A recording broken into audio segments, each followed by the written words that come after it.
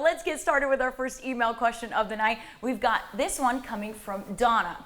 My neighbor down the street was killed when a trucker ran a red light a few days ago. His family has been posting a lot about it on Facebook, and I wondered if this could come back to haunt them in a legal case. A great question to start us off. Les, do you want to start us off with that one? Sure, yeah, and the short answer to that question is absolutely. Anything you post in the public domain, Facebook, Twitter, all that stuff can absolutely come back to haunt you. So, we always tell people be very careful about what you put online.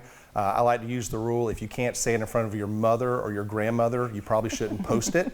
I think if people use that basic guideline, we'd probably save ourselves a lot of trouble in this country, quite frankly.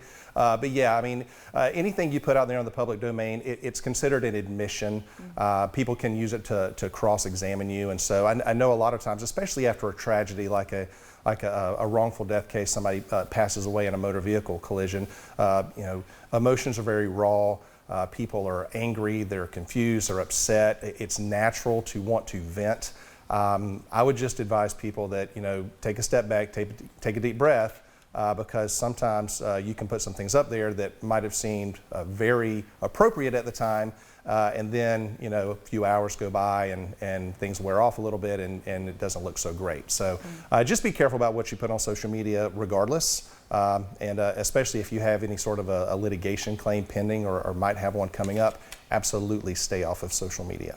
Aaron, have you ever seen cases where it could be, to a couple who's in a divorce right now, they're looking for custody maybe of the kids? Have you seen where social media plays a factor? Maybe someone has posted something that they maybe shouldn't have, and it's affected the outcome of their case as well. Oh yes, very much. I've used them in court all the time.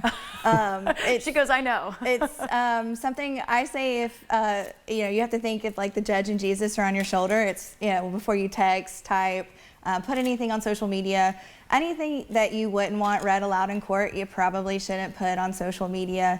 Family law is very fact specific and very fact driven. When you have children involved, you just want to watch what you're putting on social media. This isn't your, anybody can really see it.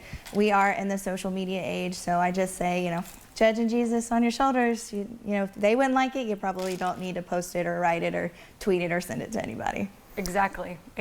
I was just going to add to that, especially when you're in a case too, an active, you're right. I mean, it should be even more that you're checking what you post, right? When you're actually going through a case, right? Yeah, I mean, anytime something happens, I mean, look, some people feel the need to live their entire life and their whole existence through social media, and for the life of me, I can't really understand that, but some people want to do it. That's fine if that's your thing. I don't mean to offend you, I just don't get it. That being said, you put things, you're not always painted in the best light. Again, sometimes you think what you're saying is witty or smart or intelligent, and then it doesn't look that way the next day. One of the things I could imagine specifically as it deals with family law, since we are talking about love and the law, and Aaron, you might be able to answer this a lot better since I know this is what you do, but child custody battles, for example, when you're talking about fighting over the custody of a child and you've got parents and they're acting out or they're saying things or they're posting things on social media, can those statements that they make, can those be used in court to really kind of sway an opinion as to what's really in the best interest of the child when it comes to those custody battles? For me, and what I like to tell clients is, does it make you look like a good co-parent? If you're talking badly about family members or the other co-parent, it's just, if the judge sees it, it may make them think that, okay, well, we're going to have problems if this parent has majority timeshare, or if they're going to have to make decisions together with one another.